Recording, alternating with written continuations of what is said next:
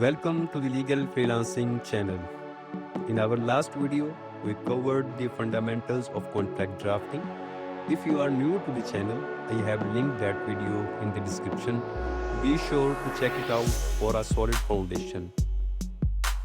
Today, we are taking it a step further by breaking down how to structure a professional contract from top to bottom, clause by clause. My name is Zahir and I am a legal consultant and a freelance lawyer. Number 1, title and introduction. What is this contract for and who are the parties? Her agreement के start में एक title होता है. वो title define करता है कि agreement किस चीज़ के मुतल्लिक है. For example partnership agreement, services agreement और नॉन डिस्क्लोजर एग्रीमेंट. तो ये टाइटल है, ये क्लियरली डिफाइन कर रहा है कि ये एग्रीमेंट किस चीज़ के मुतल्लिक है. तो टाइटल वेरी बिगिनिंग में आता है और स्टार्ट में ही आपने लिखना होता है, जो एग्रीमेंट की सिमत का तयन करता है. इसके टाइटल के फौरी बाद इंट्रोडक्शन या प्रीएम्बल आता है. प्रीएम्बल में हम 4 चीज़ों को एक्सप्लेन करते हैं. Number 1, details of parties. Number 2, their legal capacity. Number 3, date of execution and address. आइए इसको एक मिसाल से समझते हैं. This agreement is made on date, कोई भी डेट हो सकती है, बिटवीन पार्टी ए, कोई भी पार्टी आ सकती है. जब आप पार्टी का नाम लिखेंगे तो उस पार्टी का जो ओरिजिनल नेम होगा वो यहाँ पे आ जाएगा. A company registered in USA और यूके और इन यूएई और सऊदी अरेबिया, जो भी कंट्री होगा उस जहाँ पे वो कंपनी रजिस्टर्ड है उसका यहाँ पे नाम आ जाएगा. And party B, an individual और कंपनी रिजाइडिंग इन एड्रेस, जो भी उसका एड्रेस होगा वो आपने यहाँ पर लिखना है. इंट्रोडक्शन में आपने 3 चीज़ों का ख्याल रखना है. नंबर 1, एक तो अपने पार्टीज का फुल लीगल नेम मेंशन करना है. नंबर 2, उनका रोल या कैपेसिटी आपने लाजमी तौर पर मेंशन करना है कि वो कोई कंपनी है या इंडिविजुअल है और उनका रोल क्या है. फॉर एग्जांपल के कौन सी पार्टी सर्विस ले रही है और कौन सी पार्टी सर्विस दे रही है, तो ये आपने लाजमी तौर पे मेंशन करना है. इससे एग्रीमेंट में क्लैरिटी आती है. और एड्रेस लिखने से अगर फॉर एग्जांपल कल को कोई ना कोई डिस्प्यूट अराइज होता है बिटवीन द पार्टीज, तो नोटिस वगैरह सेंड करने में इससे आसानी होती है. Next clause is recital clause और बैकग्राउंड क्लॉज. कोई भी नाम हो सकता है. बैकग्राउंड क्लॉज में हम ब्रीफली फैक्ट्स को डिस्क्राइब करते हैं और बिजनेस रिलेशनशिप को एक्सप्लेन करते हैं, या वी कैन से दैट के पर्पस ऑफ द कॉन्ट्रैक्ट को ब्रीफली एक्सप्लेन करते हैं. For example, we as party A provides digital marketing services. Number 2, and we as party B desire to engage party A to promote its products. तो यहाँ पे आप clearly देख सकते हैं कि पार्टी ए डिजिटल सर्विसेज दे रही है, मार्केटिंग की सर्विसेज दे रही है, और पार्टी बी अपनी प्रोडक्ट्स को प्रमोट करवाने के लिए पार्टी ए की सर्विसेज लेना चाहती है. तो रिसाइटल्स ब्रीफली एक्सप्लेन कर रहा है कि पर्पस ऑफ द कॉन्ट्रैक्ट क्या है. There are some dos and don'ts about recitals. Let's discuss them. Dos, start with the heading recitals or background. Number 2, in each paragraph, use brief, straightforward sentence. Number 3, describe the party's actual background in detail but briefly. Give brief explanation of the offer and acceptance, like who made what offers and who accepted in what ways. जैसा कि हमने मिसाल में आपको समझाने की कोशिश की. Then don'ts.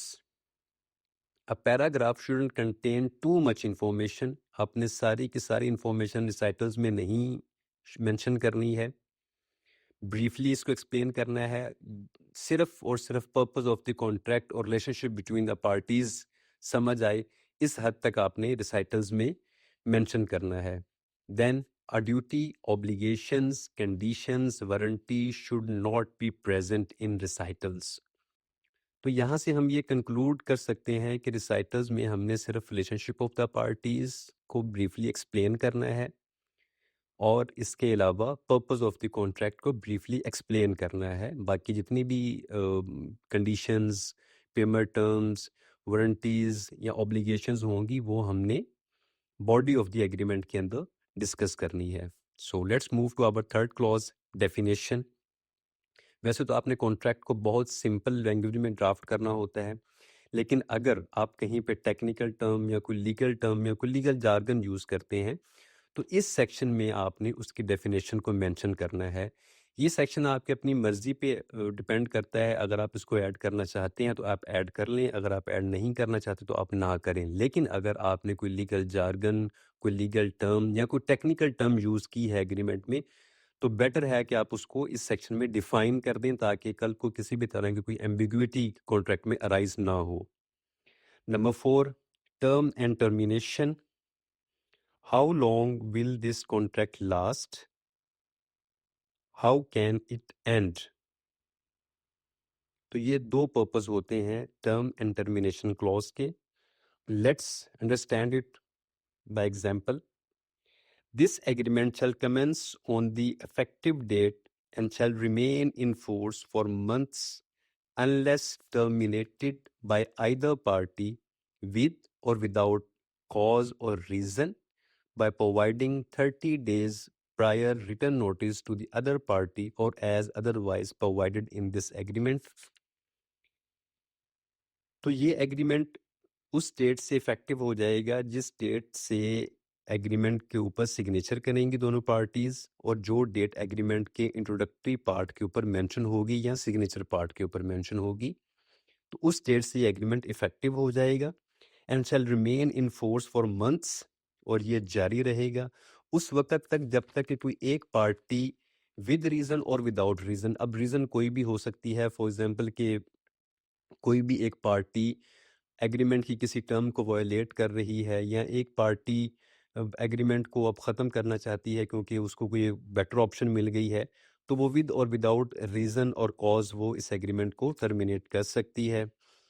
लेकिन कंडीशन ये है कि उसको 30 डे का रिटर्न नोटिस देना पड़ेगा टू द सेकंड पार्टी, या फिर और otherwise provided in this agreement, agreement में कहीं और कोई और कंडीशन हम ऐसी रख देते हैं कि फॉर एग्जांपल के अगर कोई एक पार्टी जिसने पेमेंट करनी थी उसकी पेमेंट विद इन 50 डेज वो नहीं करती तो एग्रीमेंट टर्मिनेट हो जाएगा, तो ये भी एक कंडीशन हो सकती है। Number 5, obligations of the parties, responsibilities of party A and responsibilities of party B। तो पार्टी ए की जो भी रिस्पॉन्सिबिलिटीज़ होंगी उन तमाम को यहाँ पे मेंशन करना है, और उसके वाइस वर्सा जो पार्टी बी की जो रिस्पॉन्सिबिलिटीज़ होंगी उनको भी मेंशन करना है। इसको हम एक एग्जांपल से समझने की कोशिश करते हैं। Party A shall provide weekly SEO services and party B shall grant access to website analytics and pay invoice within 10 days. तो क्लियरली यहाँ पे समझ आ रहा है कि पार्टी ए एसईओ की सर्विसेज देगी टू पार्टी बी, और पार्टी बी की रिस्पॉन्सिबिलिटी ये है कि वो अपनी वेबसाइट का एक्सेस देगी, उनको एनालिटिक्स रिपोर्ट जनरेट करने देगी, और जो भी उनके माबैन सर्विस चार्जेस जो तय हुए हैं within 10 days from the date of the invoice pay करेगी। तो ये ड्यूटीज़ एंड ऑब्लिगेशंस का सेक्शन है। इसकी हम एक और मिसाल लेते हैं। फॉर एग्जांपल लॉयर और क्लाइंट का जो रिलेशन है, जो लॉयर अपने क्लाइंट को सर्विसेज सरेंडर करने के लिए जा रहा है उसने अपनी तमाम सर्विसेज को यहाँ पे इनलिस्ट करना है, और उसके बदले में क्लाइंट की जो रिस्पॉन्सिबिलिटीज़ होगी कि उसने आपको तमाम की तमाम इन्फॉर्मेशन बिफोर हैंड देनी है, जो आपके माबैन जो फ़ीस तय हुई है वो फ़ीस आपको पे करनी है, तो ये उसकी रिस्पॉन्सिबिलिटीज़ हैं। इन सब को यहाँ पे मेंशन करना ज़रूरी है।